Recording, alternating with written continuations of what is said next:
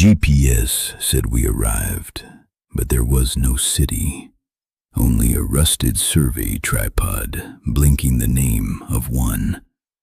Then the first witness forgot the street they grew up on. Dust shifts across the table before the door opens. The first person in the room forgets a name they had just written down. The first question is not what happened.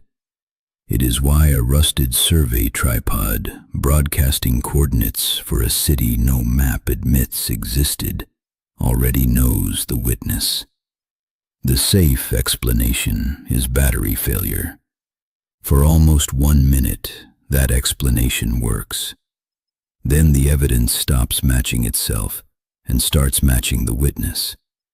And the room stops feeling like a place people can leave. Every explanation asks one person to give up a piece of what they remember. The witness repeats the wrong date and starts crying before they understand why. The archive can keep its labels. The story belongs to the person who realizes a rusted survey tripod broadcasting coordinates for a city no map admits existed has started answering them personally. The air has the flat, wet smell of a room after power has been off too long. The next contradiction is not bigger, it is closer. The corrected copy changes first. Now the witness has to decide whether the evidence is a warning, a lure, or a rehearsal. The city was not destroyed, it was removed by distributing its memory across anyone who follows the coordinates. The opening no longer looks like the first scene. It looks like the moment the room chose who would remember it. The first witness does not scream. They step away from a rusted survey tripod, broadcasting coordinates for a city no map admits existed, and refuse to say whose voice came through it. The room goes quiet only after someone says the wrong name. The file ends because the archive runs out of procedure, not because the witness runs out of fear. The witness reaches for an ordinary explanation, then stops. The witness lowers their hand before anyone tells them what the evidence is. The clean recording keeps the damage and loses the voice. Wait, did you hear that? The witness asks, and a barren clearing where the map grid has been scrubbed clean seems to hold its breath around the tripod. Who answers when nobody has spoken? The evidence waits in plain view while the witness invents reasons not to look at it. The cost is small enough to deny and personal enough to ruin them. When the tripod returns, the room has learned the witness's next move. The evidence is sealed, but the seal is warm. The choice lands before the mechanism becomes clear.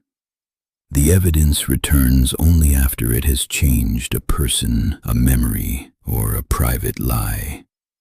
Each added detail makes the witness less certain they arrived after the event began. A witness looks for permission to laugh, then realizes nobody else heard the same thing. Someone keeps one hand in their pocket because touching the evidence now feels like answering it. The personal cost lands in a practical gesture, a badge removed, a door avoided, a name crossed out twice. A harmless detail becomes impossible to ignore. Every device resolves the coordinates correctly, but only. The nearest person steps back like the evidence has recognized them. The file has found the person it wants. The final, ordinary sound is not a scream. It is the tripod, repeated once. After everyone agrees, the room is empty. The consequence arrives through one clear detail. A reflection arrives half a second before the person casting it. Ordinary procedure fails because a person changes before the evidence does. A rational explanation almost survives. A witness misreading the tag. Then the room remembers the witness before the witness enters, and someone in the room has to abandon the safest answer.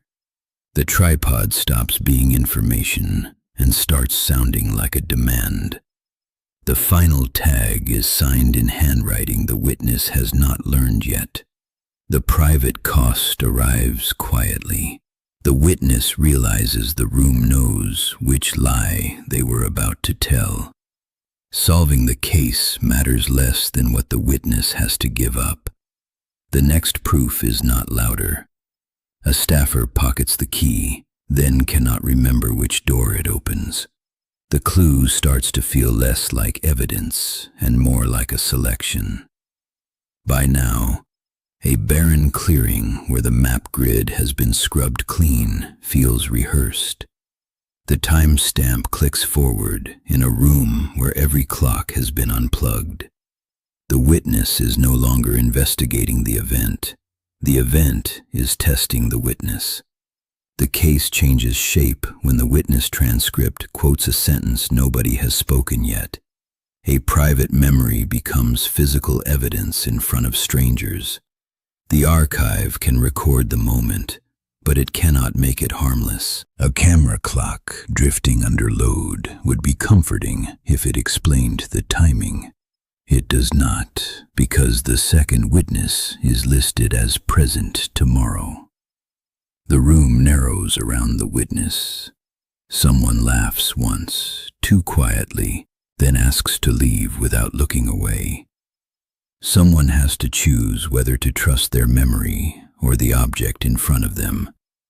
The room does not become louder, it becomes more personal. Radio bleed from another room fails because the corrected copy changes first. The last sound is a voice practicing the witness's answer. One more practical detail changes what the witness can trust. The tripod stays ordinary enough to touch, and that is why touching it feels like answering. The next proof belongs to a person, not a file. The horror keeps shrinking until it fits inside one remembered detail. The room remembers the witness before the witness enters. A second silence arrives after the room should be safe. Battery failure almost explains it. Then the second witness is listed as present tomorrow. Keep the camera on the person who tries not to react. The tripod makes the room feel chosen instead of observed. The archive can seal evidence, but it cannot seal what the witness remembers next. A light flickers once, then holds steady as if someone has warned it. The safest explanation breaks in a human place. A hand stops, a name disappears, and the tripod waits in plain view. No one in a barren clearing where the map grid has been scrubbed clean says the fear out loud. A witness misreading the tag still sounds useful until the clean recording keeps the damage and loses the voice. "Don't touch it," someone says when the tripod answers out of turn, but the warning arrives one breath too late. The room gives the witness one more chance to deny it. Then the tripod answers with the detail they were hiding. What hurts is how ordinary the evidence remains. The witness understands that touching it would feel like agreement. The file can call it a discrepancy, but the witness has already changed.